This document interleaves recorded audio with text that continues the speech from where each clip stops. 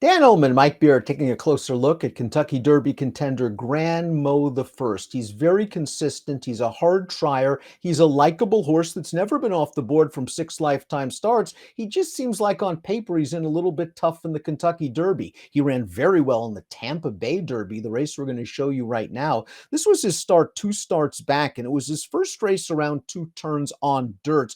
And I thought he ran quite well, Mike. There was all that nonsense before the race with the tote delay for about a half hour. He was carrying a lot of ground while wide in a slow-paced race. And this is a pretty good horse, domestic product, that beats him.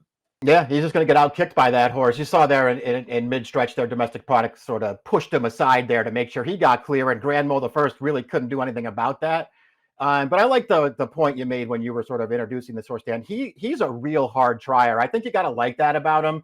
Listen, the Tampa Bay Derby that we just watched, yeah, he was on the outside most of the way. That was a super slow pace, though, and he was right up there. He had every chance to win. He wasn't good enough. He showed up 3 weeks after the Tampa Bay Derby in the Florida Derby, and that was the race, of course, where Fierceness stamped his claim to perhaps being the favorite in the Kentucky Derby, just running off and hiding. Grand Mo the First tried that day. He was just no match for Fierceness. I would have liked it if he ran second in there. It makes me wonder how far this horse wants to go. I would worry about that as well, especially when you consider the trip that he pulled in that Florida Derby. He's got to save tons of ground on the inside. He was all in from a long way out there. And not only couldn't he get second, he didn't really come that close to getting second.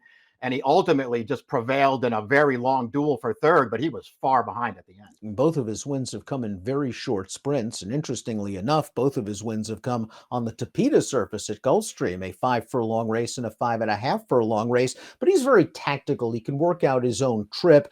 He's gone through the auction ring 3 times, a $125,000 buyback as a yearling, then sold for $135,000 and was bought back for $335,000 last March. From a pedigree standpoint, there's a lot of class here, Mike. He's by the great stallion Uncle Mo, the dam's kin to Materiality, who won the Florida Derby, and My Miss Sophia, who won the Gazelle.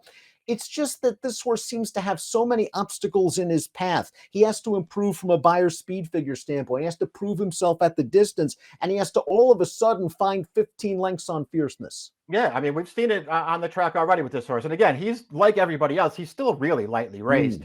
And there's not, believe me, I don't think there's really anything to knock about this horse's form so far. He's a hard trier. He shows up. He runs his race every time. He's pretty tactical. He can get the right kind of a trip in any kind of a race, and he handles all the surfaces too, Dan.